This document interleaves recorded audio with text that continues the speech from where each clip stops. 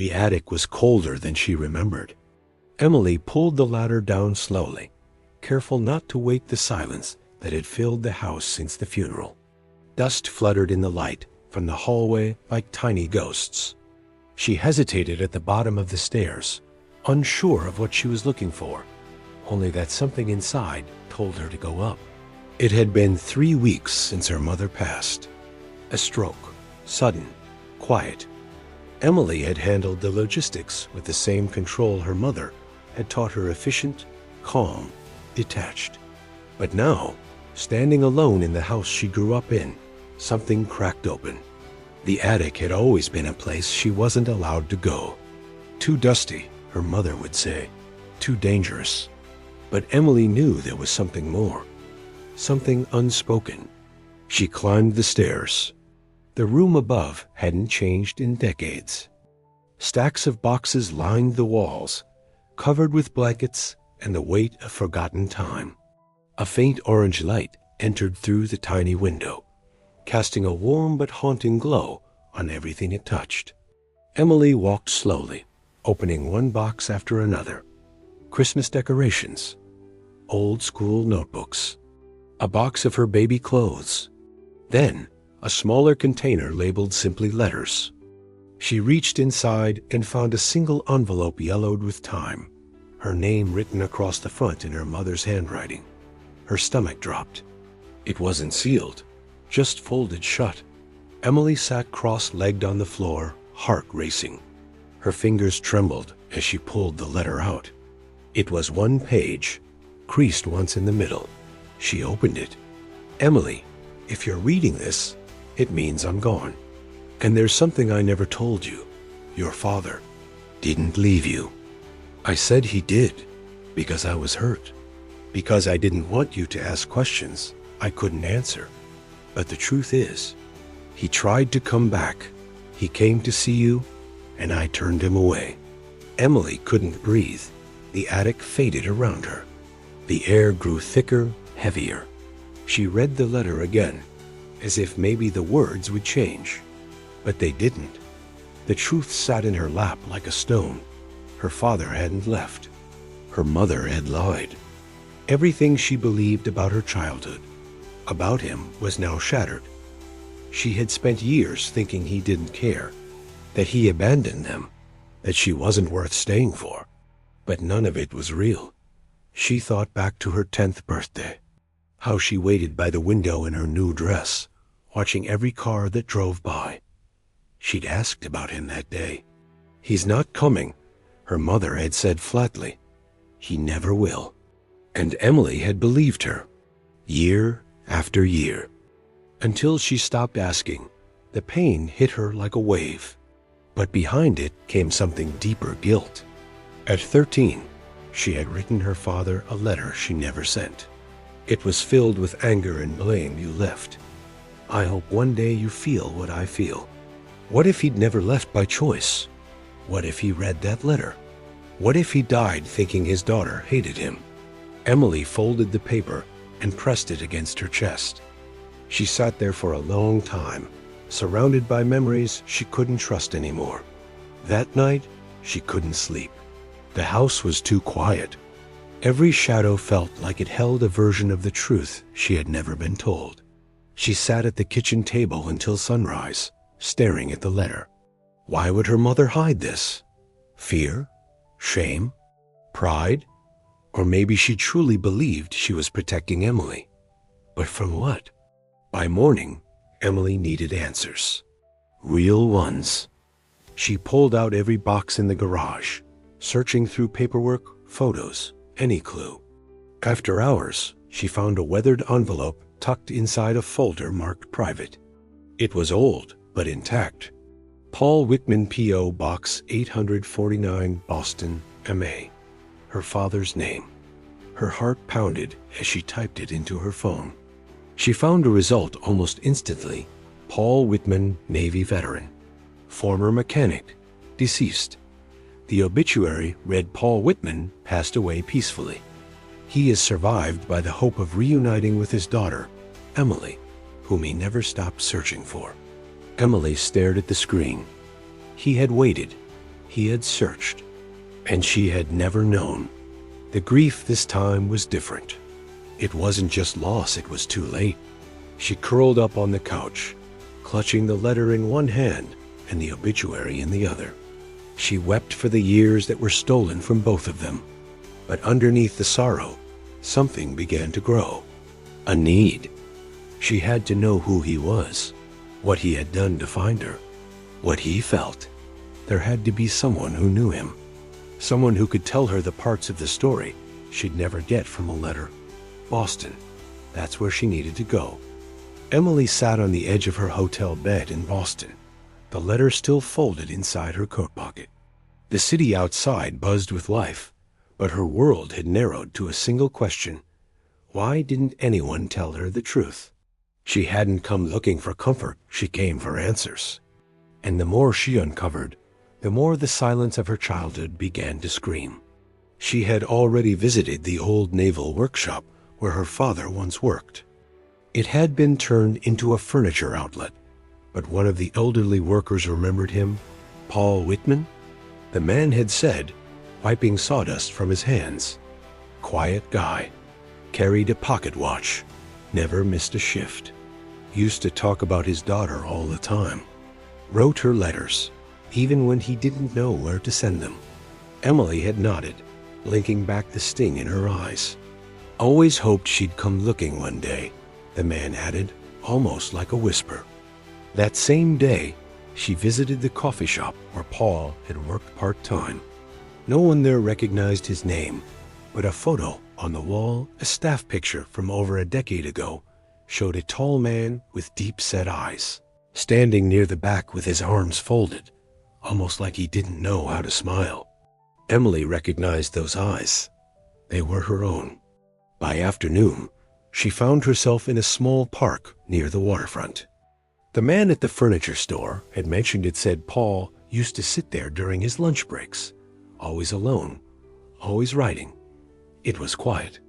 Just a few people scattered across benches. Emily picked the one nearest the old oak tree and sat down. She pulled out the faded photo of her father, holding her as a baby, one of the only ones she had.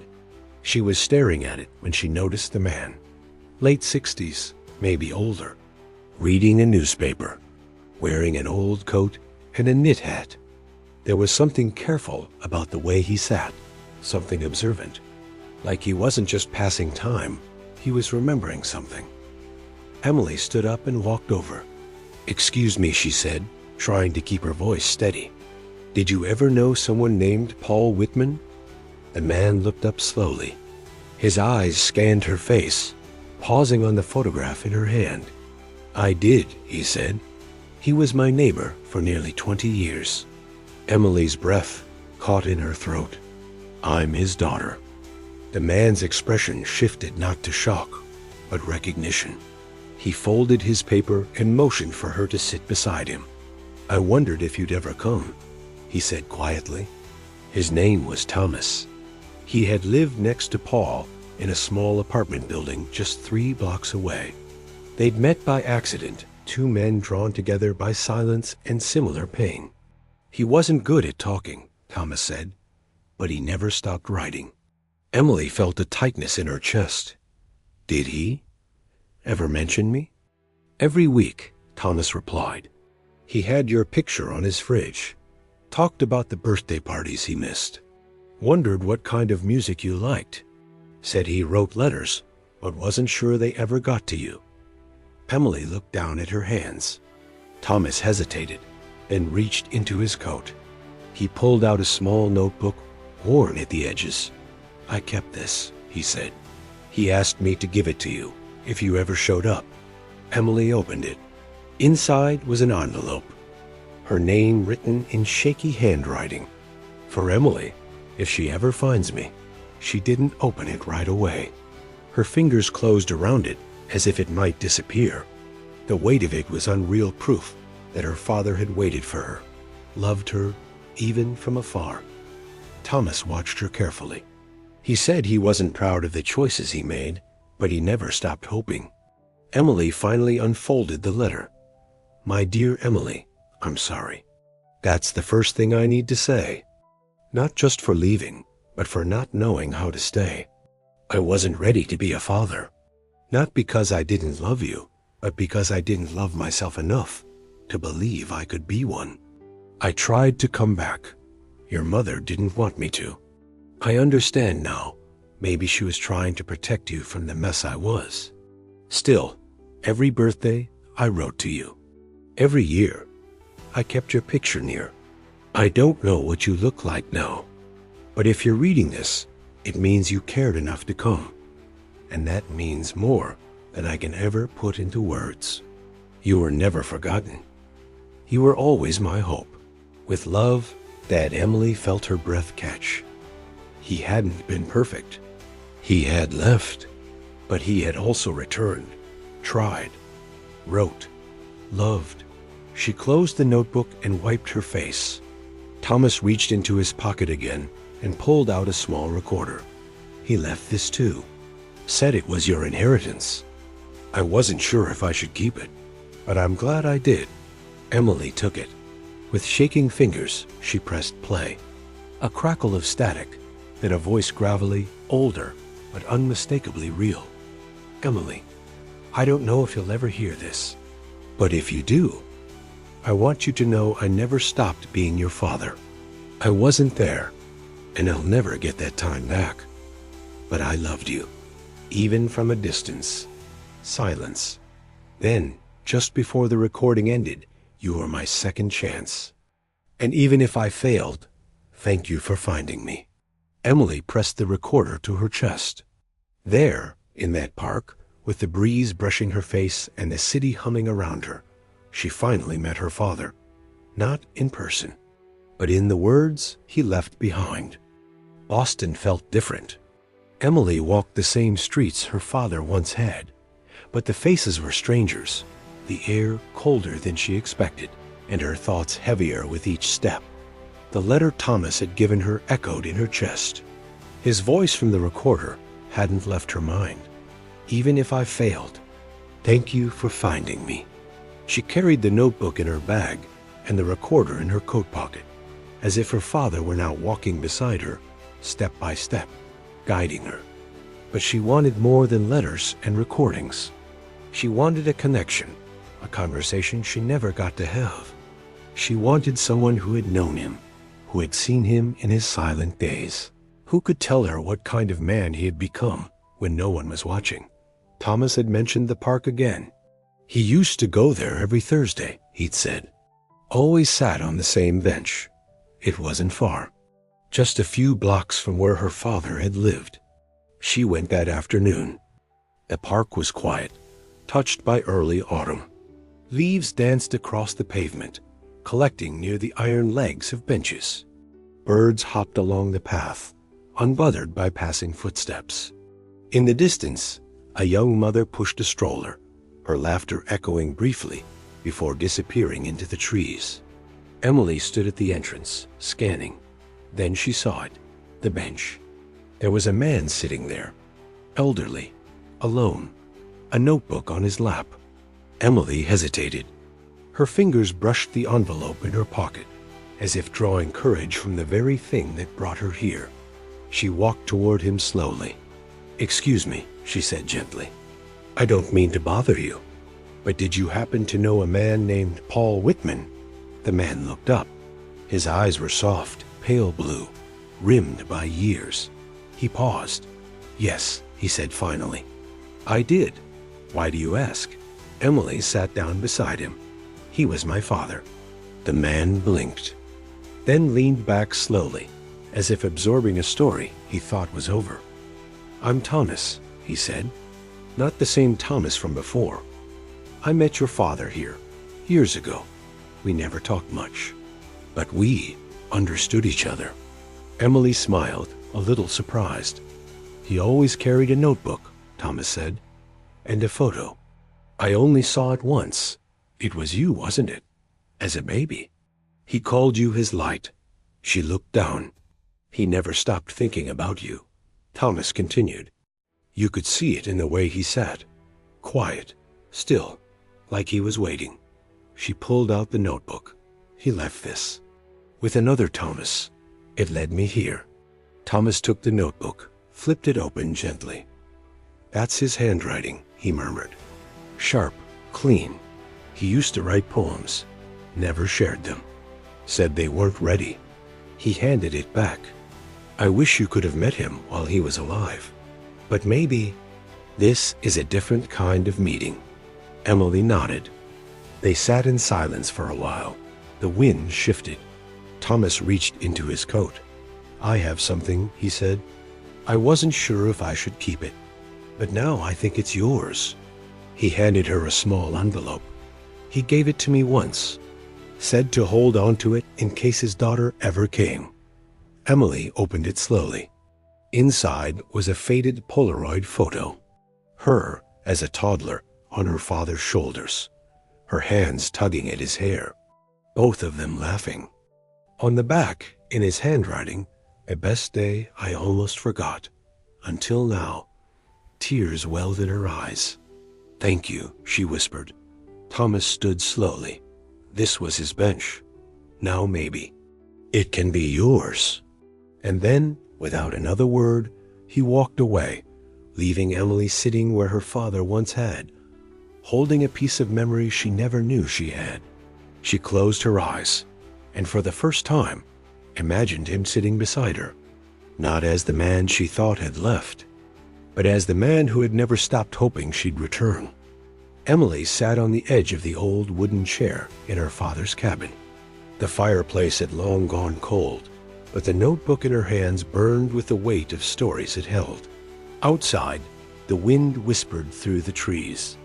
The cabin groaned softly, as if remembering the man who once called it home. Emily had barely slept. She didn't need to. Every page she turned was a conversation with a ghost. Her father hadn't been perfect. The pages were proof of that. He had made mistakes. He had run. But through every scribbled line and shaky sentence, one thing echoed clearly. He had loved her. And he had tried. He just hadn't known how. Morning sunlight began to pierce through the dusty windows. Emily stood, slowly stretching her arms. Her body was stiff, but her mind was alive, racing with questions, with feelings, with a sense of clarity she hadn't known in years. Back in Boston, she met with Thomas again, the older neighbor who had held on to that letter for so long. He noticed the shift in her. You're walking different, he said, handing her a cup of tea, like you're not carrying all that weight anymore. Emily smiled. I don't think the weight's gone, she replied. I think I finally know where to put it. The next step came like a whisper in her mind. She felt it before she thought it. She had to tell the story. Not just her own, but his. And everyone's like his. So she did something she hadn't done since college. She stood in front of people, vulnerable, open. It started with a small event at the local library. Nothing big, just a handful of people who had heard her voice on the radio and reached out. She stood at the podium, notebook in hand, heart pounding in her chest.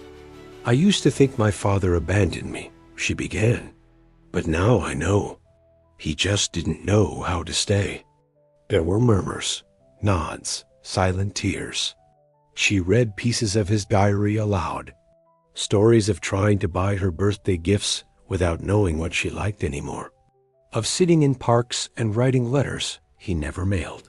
Of hearing her name in the wind and wondering if she ever thought of him too. Emily paused, let the silence fill the room. I forgave him, she said finally, not because he earned it, but because I needed to let go of the story I kept telling myself. After the event, people came up to her, some with hugs, some with their own stories. One woman handed her a folded letter. I wrote this 10 years ago, she said. To my son. He stopped talking to me after the divorce. I never mailed it. But maybe I can now. Emily nodded. She didn't need to say anything. That night, something new began. She started a project called Letters Never Sent, a collection, a safe space, a movement. People from all over began submitting stories. Letters to lost parents. Letters to children who left. To siblings who vanished. To friends who disappeared after tragedy. Emily recorded herself reading the letters. In her calm, steady voice. No faces. Just words. Just truth. It wasn't long before the videos went viral. People weren't just watching. They were writing. They were reconnecting. They were healing. One afternoon, Emily received a package in the mail. No return address. Inside a small wooden box. Inside the box, dozens of tiny envelopes. Each one had a name. Each one had been opened. And inside each one, a thank you note. From people who had watched her videos. From people who had taken the leap. One note read, "Because of you, I met my father for the first time." Another, "I forgave myself. Finally." Emily closed the box slowly, her hands trembling. Weeks later, she returned to the cabin. This time, she wasn't alone. A small group of people had joined her volunteers from the project. Letter writers who had driven hours just to meet in person. They lit candles. They read letters by the fire. They cried, and they laughed. It was no longer a place of ghosts. It was a place of truth. That night, as the fire crackled and the group dispersed to their rooms, Emily stepped outside. She looked up at the stars. "I don't know if you see this, Dad," she whispered, "but I hope you know. Your story didn't end alone. It began again with me." The wind moved gently through the trees. She imagined his voice again, not in a recording, not in a letter, but in her heart, alive. And that's when she knew this wasn't just about forgiveness. It was about legacy, about rewriting the ending, and giving others the courage to write theirs too. Winter came early that year. The small cabin in the woods, once quiet and forgotten, now had signs of life again. The old floor creaked beneath new footsteps. The fireplace burned every evening. And on the walls, Emily had hung the very letters, photos, and journal pages that once lay hidden in boxes. She kept the radio on, tuned to the same station where she had once read her father's words aloud. She didn't speak on air anymore, but she listened. Every now and then, a caller would reference her story. A voice would say, "There was this woman who forgave her father," and Emily would close her eyes and let it wash over her. Her home had changed. Her story had changed. But there was still a feeling she couldn't shake. Something was missing. It arrived on a Tuesday. Thomas, her father's old neighbor, knocked gently at her door, holding a weathered brown envelope. "Found this in an old drawer at the shop," he said. "Don't know if it's new to you, but it has your name on it." Emily held the envelope as if it were fragile glass. Her fingers trembled as she opened it. Inside, she found three things: a folded letter, a small, hand-drawn map, a golden key tied with a red ribbon at the top of the letter, or just a few words, written in her father's handwriting for Emily, "When she's ready to know who I really was." Her breath caught in her throat.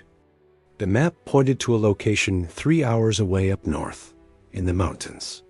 A small plot of land, isolated and surrounded by trees, and next to it, written in pencil, "Where I started, and where I wanted to begin again."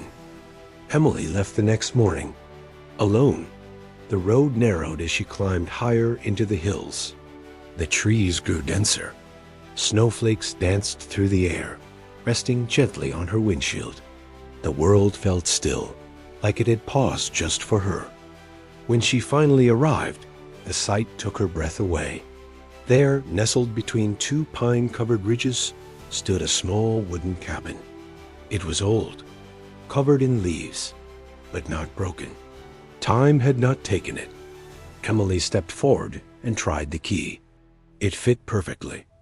Inside, the air was heavy with silence. The space was small, one room, but every corner held intention.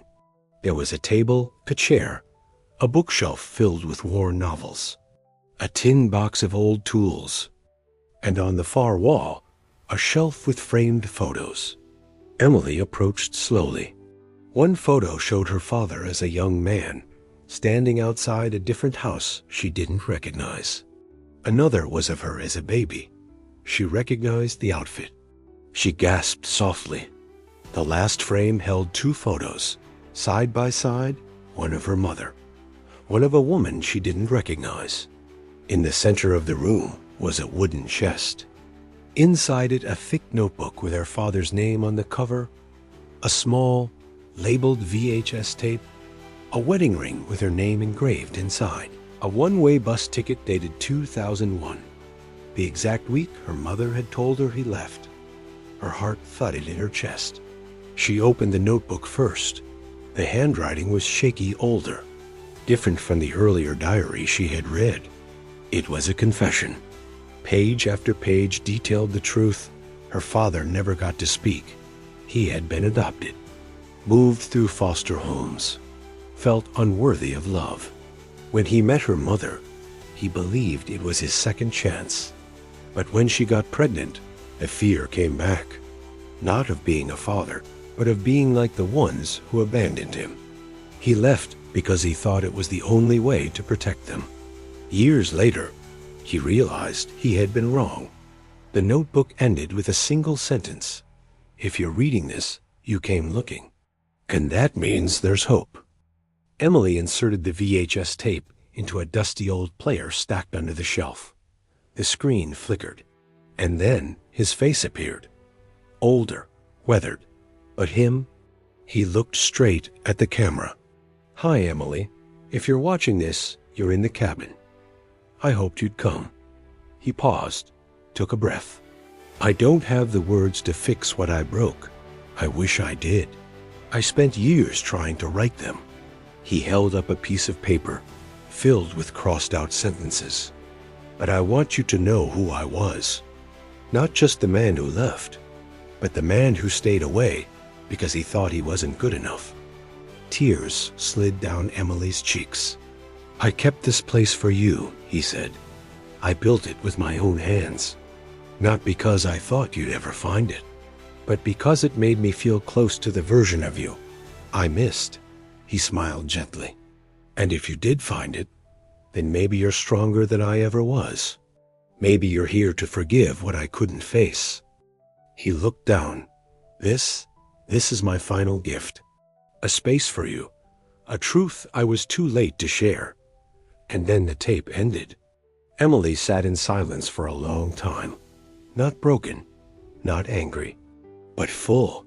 She spent the night in the cabin. No phone, no electricity, just the fire, and the quiet presence of someone she finally understood. She looked around the space and whispered, "I forgive you. I see you. And I won't let your story end here." In that moment, she wasn't a daughter abandoned. She was a woman transformed. She had found her father. And in doing so, she had found herself.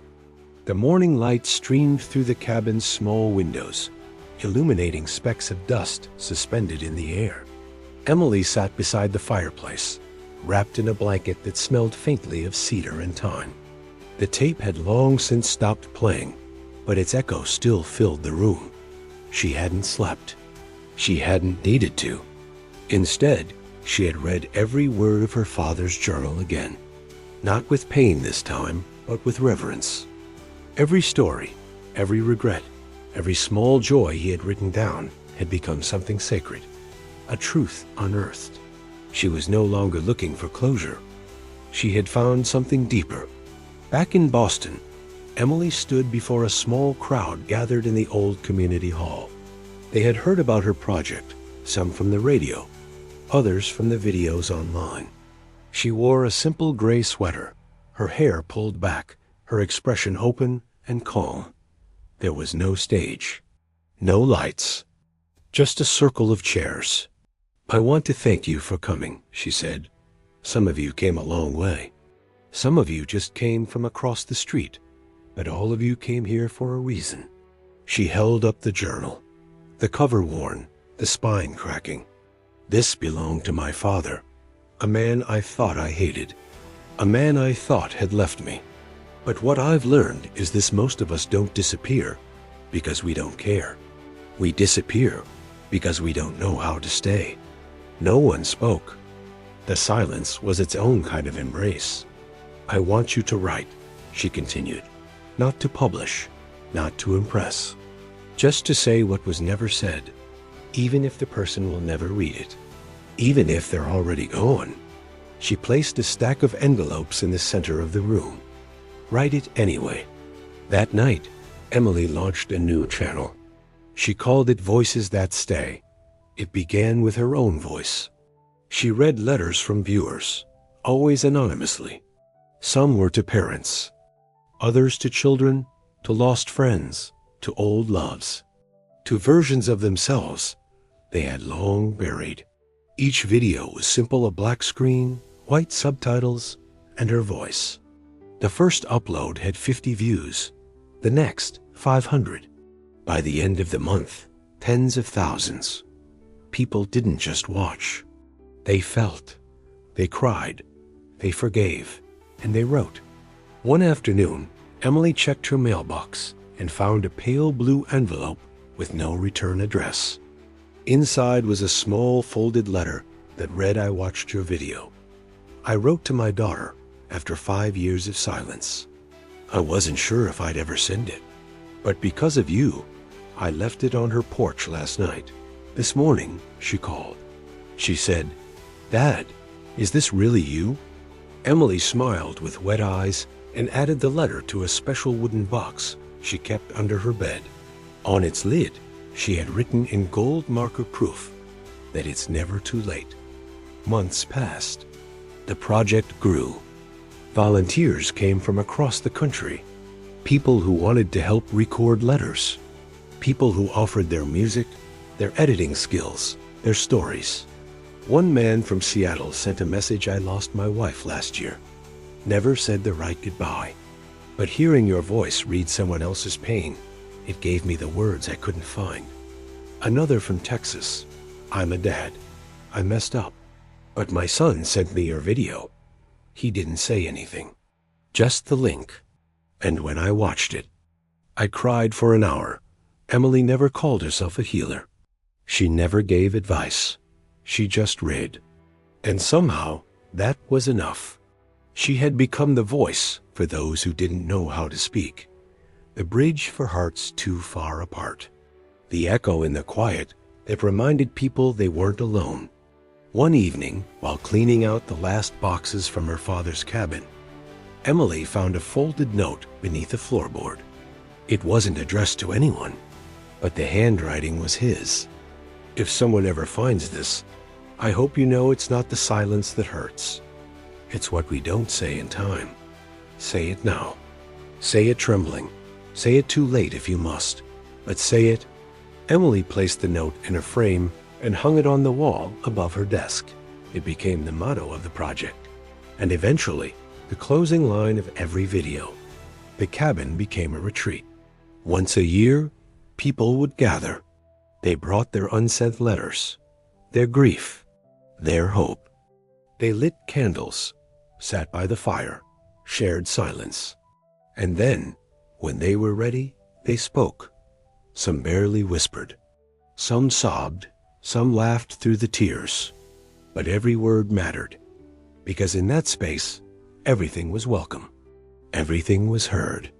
Emily didn't know if her father ever imagined this, but she knew this much. He had left a story behind. Not a perfect one, not a heroic one, but a human one. And because of that story, others were telling theirs. Not in shame, not in secrecy, but in truth.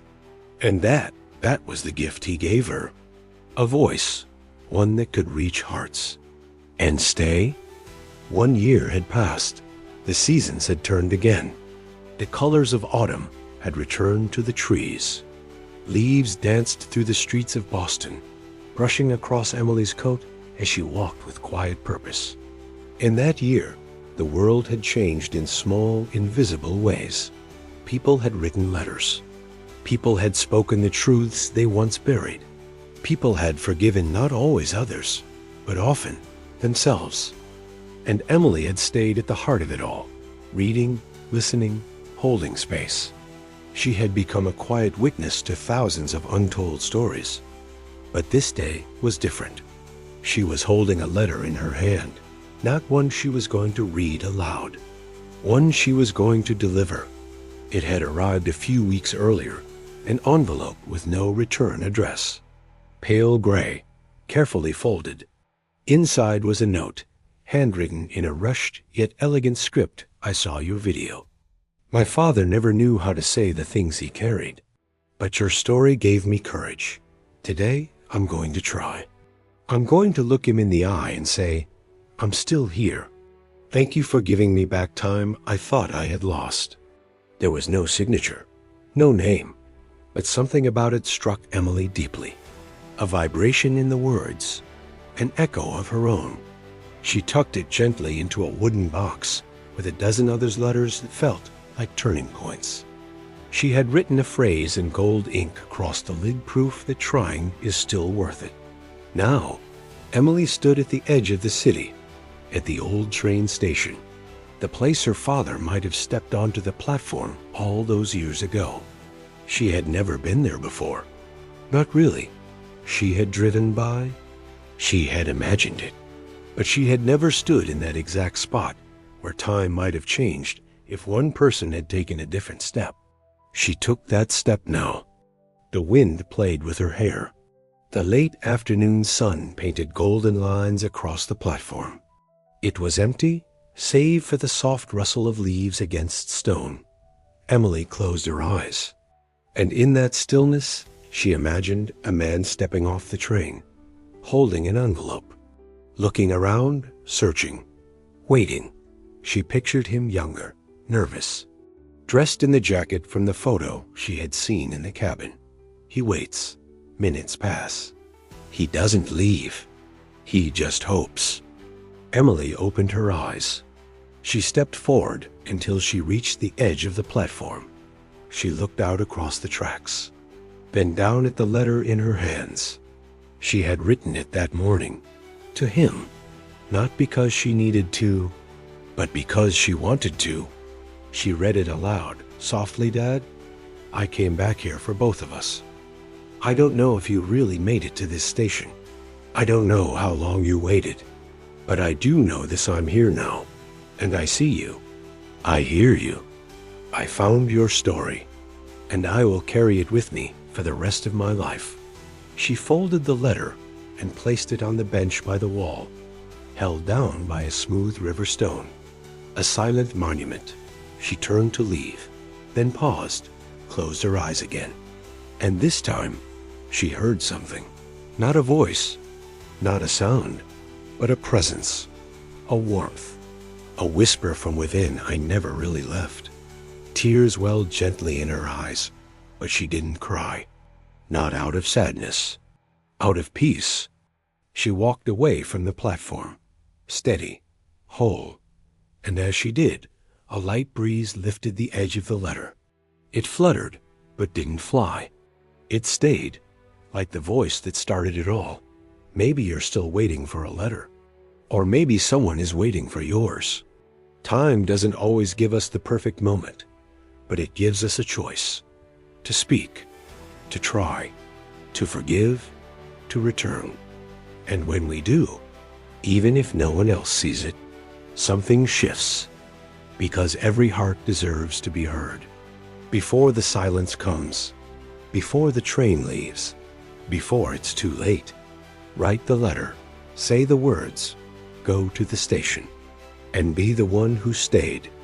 Some stories stay with us not because they were loud, but because they whispered something we couldn't forget. Maybe you didn't lose someone like Emily did, but maybe you lost time, or words, or a version of yourself you haven't seen in a while. This isn't just a story, it's a mirror. And if it reflected something inside, you hold on to that. And when you're ready to speak, when you're ready to be heard, we'll be right here. Because silence only wins if we let it. But you still have a voice, and that changes everything. Leave a comment below, still listening, or still here.